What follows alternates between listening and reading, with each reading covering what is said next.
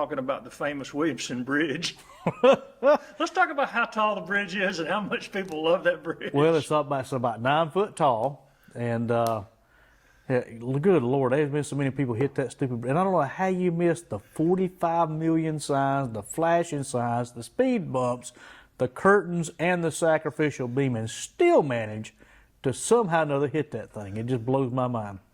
But in fact, that happened about a week ago. Gossett's now closed. I've been told from the railroad company it's probably going to take about a month or so to complete the work. They got some structural issues. They got to bring some welder and fabricators in to remedy that, and then we'll have it back open to the public. I am proud to say that those are putting the speed bumps and the curtains in, where you hit the curtain prior to hitting the bridge, has been a tremendous help. We'll hope to have it back up in a month. It's expensive as well as a pain to go through. It's tremendously expensive. I hope he's got good insurance. I can guarantee the railroad's going to have a heck of a bill to get that taken care of. But so yeah, the bridge, the curtains and the speed bumps have helped. This is the first major bridge strike that we've had in the last year and a half. We did have another bridge strike by FedEx truck. Most of those are typical aluminum cans. They don't do much damage. They tear the truck all to pieces, but it doesn't usually damage the structure. And so that's one of our biggest fears. As a matter of fact, you can hear in the background the train coming through right now. That's one of our big fears, is that somebody comes along, hits the bridge in this case, a track hoe was attached to the trailer, and somebody hits it, causes some major structural damage, and then drives off, and nobody knows that it happened. A train rolls through and derails in the area of the park. That obviously would not be good. So again, the curtains and speed bumps have been working. They've cut down on that a lot. It's like you mentioned, the park had a busy summer in the park. The Springwater Festival went well. We've had a great summer in the park, and we had, for the first time since I can remember, we actually had wonderful weather. It wasn't too hot for Springwater Festival. And this is the last year that it will be in August. Next year it'll be in the spring. Forgive me, I don't know the exact date. I think they were saying May. That sounds right, because you got Pig in the Park takes place around that same time. But the weather turned out good. We had great attendance, and the folks at the Springwater Committee that put it on did a phenomenal job. So super excited about that. Pickleball courts, they seem to be used a lot. Pickleball court, especially this time of year, it's gotten a little cooler in the afternoon and cooler in the mornings. I came by the other morning at about 4:30 in the morning, because I get up at 4. I'm getting a little older. The older I get, the earlier I seem to rise. And drove through the park, and they were probably 20 people out playing pickleball at 4:30 in the morning, 5 o'clock. I'm like, where in the world these people get this energy from? So yeah, pickleball has been tremendously popular and been a blessing to us in the city to be able to see folks coming out and enjoying our amenities we have to offer. And where you're at on the construction in the park, you can tell there's stuff still going on. I am so glad that you asked. So I have just walked back over from the park. The equipment arrived a week or so ago, and the guys that do the installation were on vacation during Labor Day week last week. So they started this week, and they've gotten 3 stories of the main structure up. They're getting ready to put the roof on, and then they'll start building up from that main structure.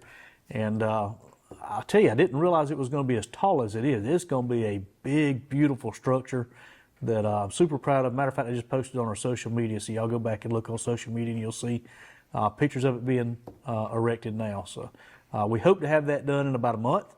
That's the timeline. Obviously, that's weather permitting.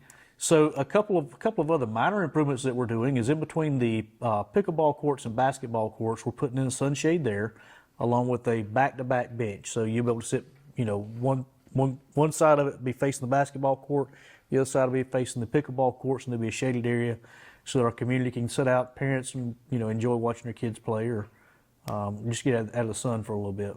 How about the playground? Playground's going up. It's like I said, that's the 3-story structure I was talking about. I expect it to be done in about a month. Now, in November, Brookdale Park, the equipment's been ordered, but that's the steel structure going up. We expect to start tearing down the existing structure next month in October, and then we'll start digging up the old concrete, pouring new footers, do some site work, a little grading, and then that engineered structure will go up in November. That's the plan, provided all the equipment arrives on time, and there's no indication that it won't. So super excited about that too. It's going to be a really, really nice structure there. We've currently had a wooden structure that's been there for quite a number of years, got a lot of termite damage and stuff like that. It's been there probably since the 60s, late 60s, so it's time. And so this will be a structure that certainly last my lifetime, both the playground and the Brookdale Park shelter. So I guess ready for events. What events you got scheduled in the fall here? All right, so if you do not mind, I'm going to read off my sheet. That way I don't miss anything and people get mad at me. So September the 13th through October the 4th, we have our Fall Scarecrow Decorating Contest. That's sponsored by Envision Williamston. So if you go down Main Street, Williamston, throughout the town, you'll see scarecrows all over the place. There'll be if you go to Envision's webpage, there'll be a place where they can go vote on who's on those scarecrows, and we'll have some awards for that. On September 21st, Envision Williamston is also sponsoring some financial classes, whether it be a small business owner or whether it be just an individual that wants to try to get a handle on their finances, learn some ideas. That's something we're providing free of charge. That'll be here at Town Hall from 10 to 2 p.m. So we're looking forward to that. October the 8th, we have our Fall Pastors Breakfast. We have them in usually, I think, twice a year in the auditorium. We invite the pastors to come speak with us and have a breakfast. And then October the 18th, we have the Palmetto Business Association golf tournament. So if you're not tied in with the PBA and the golf tournament, that's an opportunity for you there too. You can look them up on social media, Palmetto Business Association. Big stuff going on. October the 19th, we have Boo in the Park. That's always a huge event. We have thousands of kids come from all over. That's October 19th from 5 to 9. And we have a rain date on the 26th. So if we were to get rained out on the 19th, it'll be on the 26th from 5 p.m. to 9 p.m. If you're a business or somebody like that would like to come out and pass out candy, we'd love to have you here too. Just see the ladies up front at Town Hall. And December 1st, we have our Winter Wonderland. That's always a super exciting event. We're looking forward to that. You got the carriage rides, you got the lighting of the town tree, you've got It's going to work snow. this year. It's going to work this year. The lighting of the tree is going to work this year. Listen, I'm batting 2-0 right now.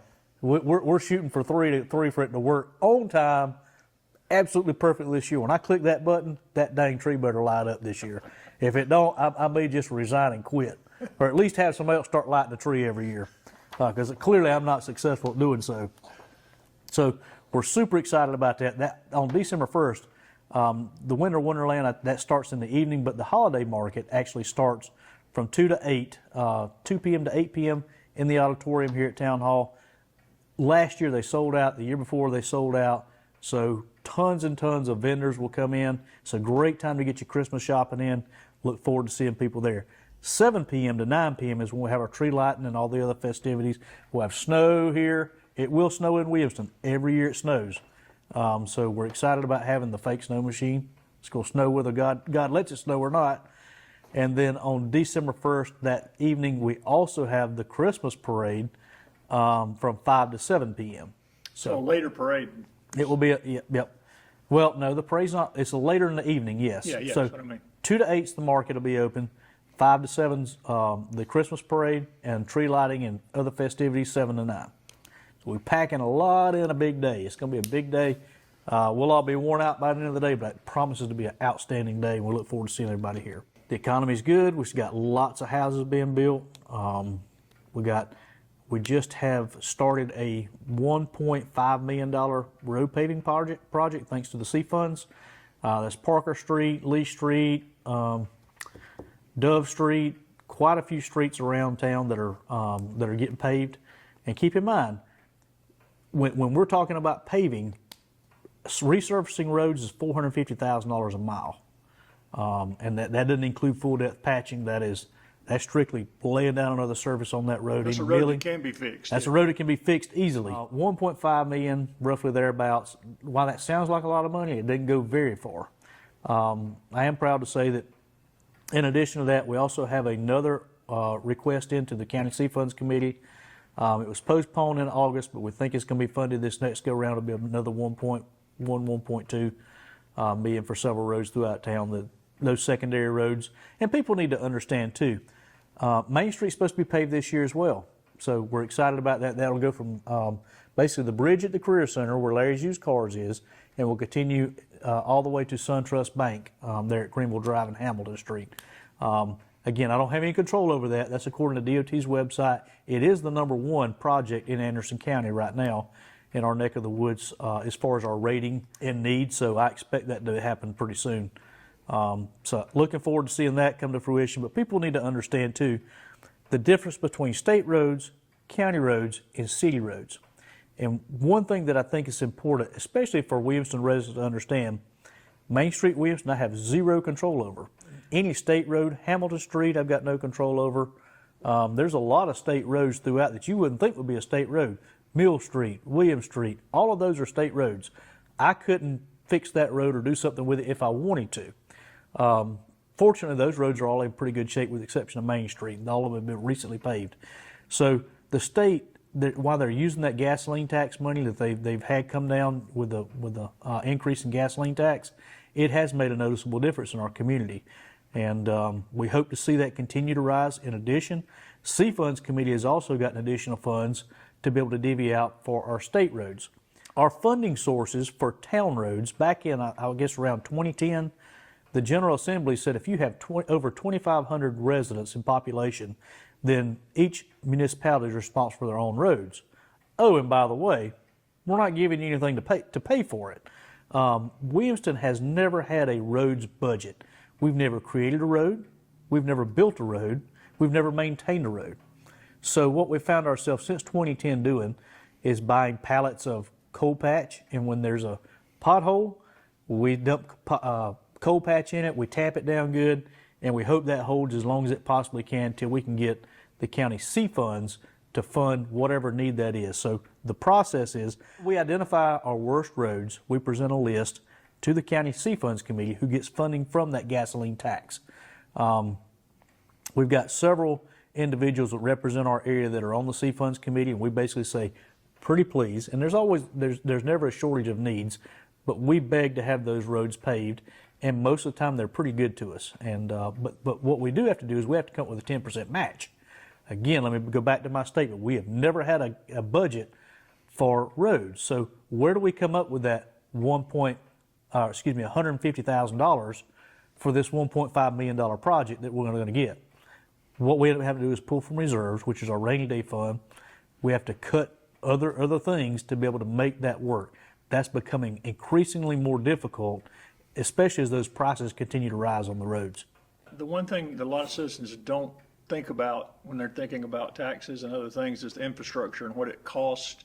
And as you grow, what it continues to cost more and more, and the cost of actually doing the things costs more and more. Well, and you couple that with the inflation that we've got going on, but more importantly, you couple that with the amount of work and the amount of contractors, qualified contractors that can do the work that's being come out. Again, several years ago, to resurface a mile of road was roughly $200,000.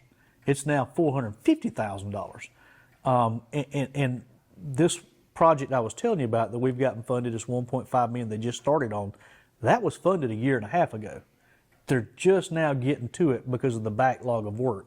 When you have contractors that have a backlog of work like that, they give you the I don't really care if I get it or not price. This is what it is, take it or leave it. Another prime example of that would be our Williamston Mill Village water line replacement. We're replacing those water lines. Our high end was supposed to be around $700 and some odd thousand, maybe close to $1 million to replace those water lines. The low bid, we got one bid, the low bid came in at roughly $2.5 million. That causes problems that we have to scale back on that project. Inflation obviously is an issue, but I think more importantly that is having contractors that'll work and are qualified and are willing to work and bid on a project. That's been becoming increasingly difficult. The same thing is happening with our road systems as well. Well, and with the growth in citizens comes the growth in services, which means it's going to cost more to fix things. Well, if you look at water and sewer, I'll give you that as a prime example. Our sewer plant's rated at over 1 million gallons. Actually, it's rated at 1 million gallons a day. Out of that, we use approximately 250,000 gallons a day, excluding any heavy rain event or something like that, where you have obviously some infiltration comes in the sewer system. We have tons of capacity out there. We're paying to operate a 1 million gallon a day plant. To add additional homes to treat additional sewage coming in, we're talking pennies on the dollar. So it makes sense. The infrastructure is there for us to be able to handle that. The same thing in most cases for our water, depending on where you're at in town. But most of our water lines have actually been upgraded along our main primary corridors to where they can handle additional growth. You're going to find some secondary streets that maybe have a 3/4 inch line that was put in the ground in the 50s. Well, that would handle, the very limited water use they had when they had 2 homes on that street back then. But when people start adding 3 or 4, 5, 10 homes on 1 3/4 inch line, you lose pressure. You have a lot of issues with it, and that's not just a decision I have to make as the mayor. No, we're not putting anybody else on that line. That's actually a DHEC requirement. We have to meet certain PSI levels to be able to add a tap onto that line. So, and that's another thing. We can't just take that 3/4 inch line, dig it up, and stick a 2-inch line in it and call it done. I mean, it's a simple process, but it requires permitting through DHEC, and anytime you got permitting, engineering, all that good stuff, that adds to the overall cost of things. And quite frankly, that's why our tax dollars don't go as far as they used to, because you can't just go in and dig it up, fix problems. You have to go through certain process, particularly when it comes to things like water and sewer that are consumables. And the regulations on like lead SARs. Everything's heavily regulated. I'll give you another prime example. We're right now, our sewer guys are doing nothing but going to our meters, digging up on the customer side. We're responsible all the way to the meter side. From the meter to the home is the customer side. If they have a water leak from that meter to their home, their responsibility to fix it. We don't know what's in the ground there. We know our inventory of what we have in the ground going down a particular street and even up to the meter. But where the customer ties on that meter, we don't know. Well, federal regulations now say that by November, I think it's maybe even October, we have to have an inventory of every single customer that we have, and we have to tell them, is it copper pipe, is it PVC, is it lead pipe, what does the customer have on their side? And we have to report that to the federal government, and that's just part of being a public utility. Even though, in my opinion, I'm not responsible for the customer side, they're saying, yeah, but we want to know what's on the customer side. So we're having to go through, dig up that side, remove the meter cam, dig it up, look at it, and inventory it. It's kind of good that we do have that information, but it's just one more regulation we got to comply with. It again drives up cost and cuts down on what we can be effective doing. So we do have a little bit of breaking news. We had second reading, just had second reading on the ordinance to sell the property on Mahaffey Road to Scout Realty, which would be the developer on it. And we've talked about that and talked about it. That property on the original agreement under the previous administration was going to be given to Scout Realty, like completely given to them to develop. In my conversation with Scout and those folks, we were able to actually sell that property and still maintain the level of control that we wanted on that property as far as green space, two-way entrance in and out, one off of First Street, one off Mahaffey. We had second reading. We're supposed to close on that by the end of the month. So that property price would actually be $300,000 that will come in to the town coffers that we ordinarily would not have. And I'll tell you, Greg, it's important that we treat the town like a business. You have to. I don't have an infinite source of income or revenue coming in. If there's a way that I can utilize resources with the city to generate additional revenue without having to raise taxes, that's exactly what we're going to do every time. How about business? Any new businesses coming in? Trying to think if I can talk about a couple of them. There's some interest. I'll put it to you that way. With a large retailer looking to come to Williamston. We're not talking about Walmart, so I don't want to get any rumors there. But it'll be a national retail chain that's looking to come to Williamston as well. We're working some final details out with water, sewer annexation, possibly. Some other things that we got to do to make that happen. It'll be some exciting news for our town. There's a couple of restaurants or unique shops. We've got an ice cream shop coming. They'll be opening in January. I think they may try to do a few little things before then, but they're renovating the old, I don't remember what bank it was, but the property down, used to be a bank building over near Hardee's on Anderson Drive rather. So that's super exciting. They've already got a functioning business called Wicked Licks Ice Cream. They're in, I believe, Walhalla. In addition, Big Creek Station, I met with those guys last week, and they want to go ahead and proceed with installing of a disc golf course along the trail that will proceed through that property on back toward Palmetto Middle School. And I'm not a disc golfer, so I don't know a whole bunch about it, but I do know that there's a very unique basket that we would be the first ones in South Carolina to have. And it's a basket that was invented in, I believe, Sweden.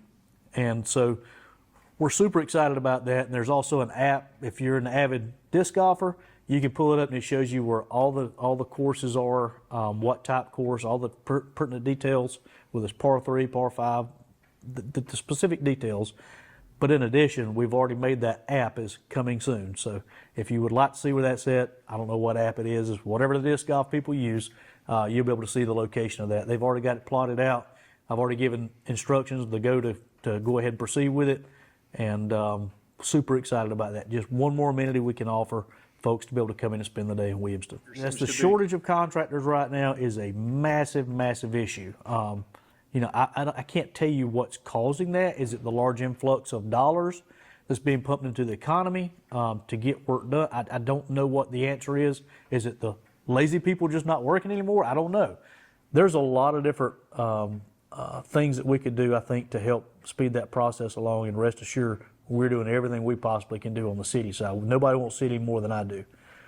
We do have an election coming up this year, and I swear I was hoping that, one thing that I'm most proud of is the efforts that my staff has put into making things like that Ingalls deal come to fruition. That was people don't really realize the effort and that went into making that deal happen. And so nothing would make me happier than to be able to get on this thing and tell you Ingalls is coming next week or next year, but I still don't have that information yet, and I apologize. I do know that there's no talk of it changing hands or doing anything. You've heard rumors, but they're just that. They're rumors. I've talked with the folks directly in January, and they're still planning on moving forward. Matter of fact, I think I've told you last time I talked to you, the actual plan is to have it larger than the current footprint that originally planned. So if you picture the Powdersville store, it's just like Powdersville, but bigger, including the EV charger stations, including fuel station, including Boar's Head, including Starbucks inside, the Asian market, pretty much everything you could think of in an Ingalls store. That's the plan. Trail project will be bidding out, and then we're talking about phase 2. Phase 1 was completed during a previous administration. Phase 2 will go from Veterans Park almost to William Street, where the project's been engineered. DOT permitting came in yesterday, and I expect the project to be bid by the end of the year. The engineer's working on that now. They handle all the bid process. So hopefully we'll get more than one bid, and hopefully they'll come in under bid, and we can go even further with those dollars. That would be super exciting. Yeah, the trails are something people are really wanting, right? You don't realize the economic impact a piece of concrete has when people can get out and can enjoy the outdoors. If you remember a while back, we bought the old Boyd building back behind Main Street Motors, and that building, we were trying to figure out what do we do with this building. And right now we got some city materials stored in it. I think we got our old 36 fire truck and stuff like that we just don't have room to have. We want it to be out of the weather and stuff like that. So we were approached by Kenny Andrews with, he has a nonprofit that helps bring dry goods, paper towels, tissue paper, deodorant, soaps, all kinds of things. He gets transfer truckloads in, and once a month they have a community giveaway. And I'm going to tell you, at first, when he first pitched the idea to me, I was like, I don't know about that. These guys have done a phenomenal job. He's got an army of volunteers that comes up there. They take these things out, and you may have AA batteries. He recognizes that there's a need in the community for just basic products.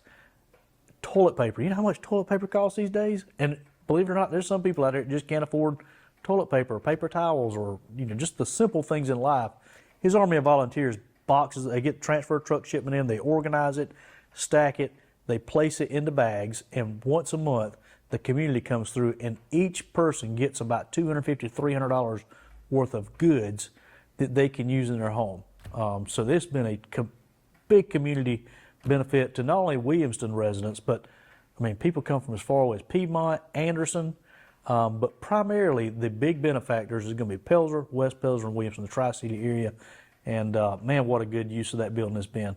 I can't promise you that's what it's always going to be, but while we're in limbo, not really having a direct need for it, that has been a big, big benefit to our community. Huge benefit. Everybody wants to be a part of something special, whether it be, a park improvement or, helping their neighbor out. And we're blessed, Greg, with probably the best community anywhere around as far as volunteers. The Envision Williamston volunteers that help put on all these events I just read to you about. That doesn't happen by me. That doesn't happen just by council, although we have an integral part of it. That happens by people who are investing in their community, and there's no shortage of that in Williamston. We got a shortage of workers. We do not have a shortage of workers that are doing work for free in Williamston, volunteering their time, making Williamston a better place to be. And I'm so thankful for them. So obviously in November, we have an election coming up in Williamston. Yours truly here is up for re-election. I had said I was not going to run, and I love the job because it's very rewarding to be able to look and see your hard work and see things come to fruition. There's nothing makes me any prouder than to ride through with an idea and a concept of a pickleball court and ride through at 10, 11 o'clock at night and see people out playing pickleball, enjoying life, spending quality time with their family, bringing other people into our town who ordinarily wouldn't come. That gives me great joy and pride. Back to the election. I'm up. Council Lady Austin is up, and I think Councilman Alexander. Those are the three that are up. Apparently, I'm running unopposed, I've been told. I did sign up, and my thoughts were, I'm not going to run a campaign. Either you want me or you don't. You know what you're going to get at this point. You're going to get somebody that's going to work hard for you every day to the very best of my ability and to my wife's chagrin. Because it does take a lot of time away from my family. But we do have Councilman Alexander, I think, is also running unopposed. Our long-term public works director, David Rogers, has filed to run against Tabitha Austin. So no matter what happens in that race, Williamston wins. We've got two great people. Tabitha's been instrumental in helping things like get the pickleball courts, making sure we had the funding for it. All the good things that came about since I've been mayor, she's had a hand in that. But in addition, David's had a hand in keeping the town running for the last, 50 years, I think he has worked for the town. So either way, Williamston residents win. I look forward to working with either one of those two. I remember everything about this town from the time I was we're talking early 70s, mid 70s, that I can now make a difference, whether it's planting a tree, whether it's putting in, a bench that'll be there for the next 50 years. I have the opportunity to shape firsthand what my community is going to look like 50 years from now. That's an awesome responsibility, but man, it's rewarding. Empowering people, creating a vision, and turning them loose and letting them go, and seeing what can become of that is just unimaginable. It's unbelievable. And what you've seen in this town since you grew up here is it's phenomenal. Yeah. And that's not just me. We're talking about my predecessor, his predecessor, on down. Watching things get built and how they come to fruition is just amazing.